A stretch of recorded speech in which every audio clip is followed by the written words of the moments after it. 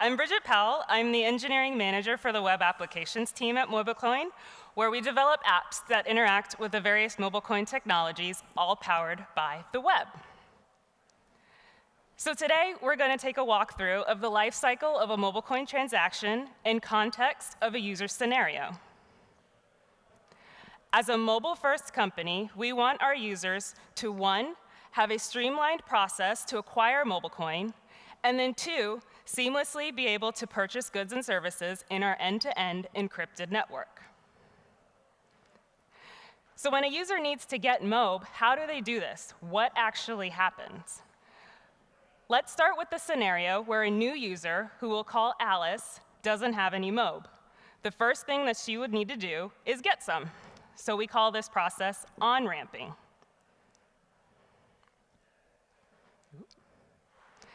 Our on-ramp process includes a start and endpoint of a mobile app. This app generates a wallet address for Alice from a pair of private keys.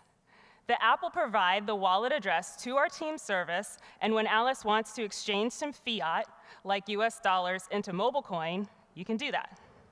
Exchanging fiat into Mob also includes a step called the Know Your Customer process, also known as KYC, where Alice will provide a doc like her driver's license so that we know that she is who she says she is.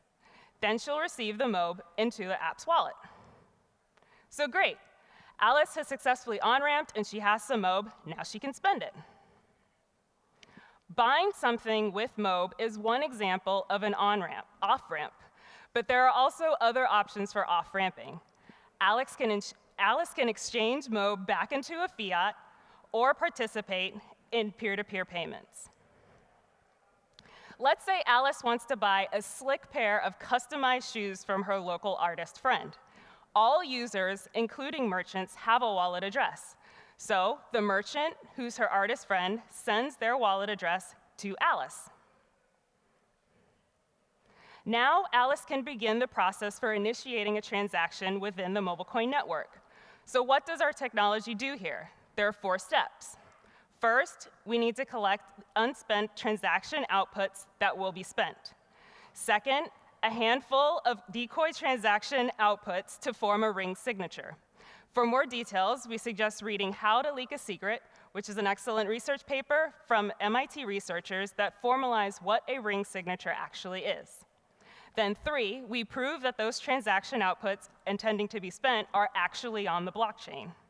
Then the amounts of each of those transaction outputs are concealed.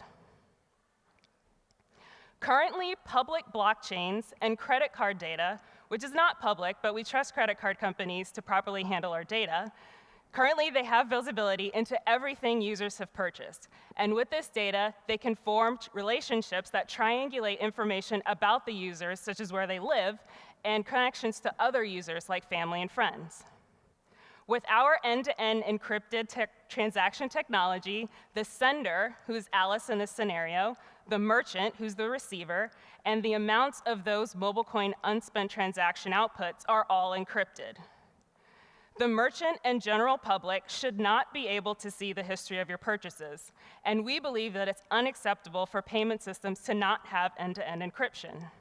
In fact, our chain is so private that it's actually hard to recover the full history of all of your transaction purchases, such as if you lost your phone. But we have actually developed a way to encrypt the transaction history as a note to yourself and the recipient so that you can always recover it. Thus, the blockchain is always the source of truth.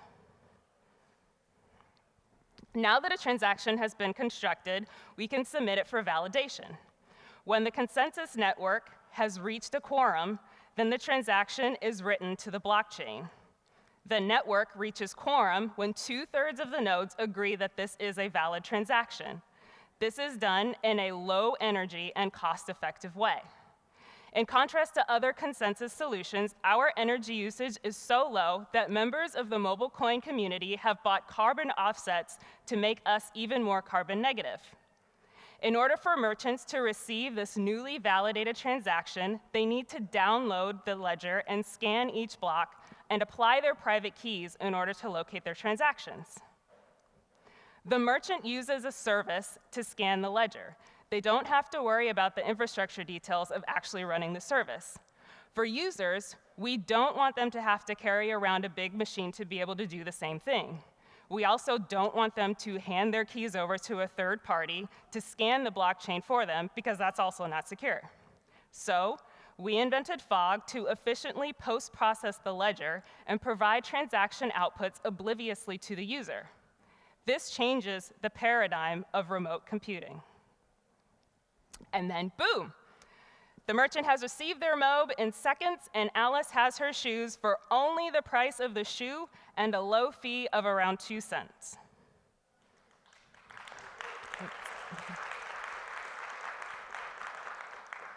So, end-to-end encrypted payments in the MobileCoin network are more than just a blockchain transaction. After on-ramping users, we integrate our MobileCoin technologies together to enable end-to-end encrypted payments, preserving the security and safety of our users. I would like to leave you all with a quote from Galileo Galilei to continue to inspire innovation. Who would set a limit to the mind of man? Who would dare to assert that we know all there is to be known? Thank you.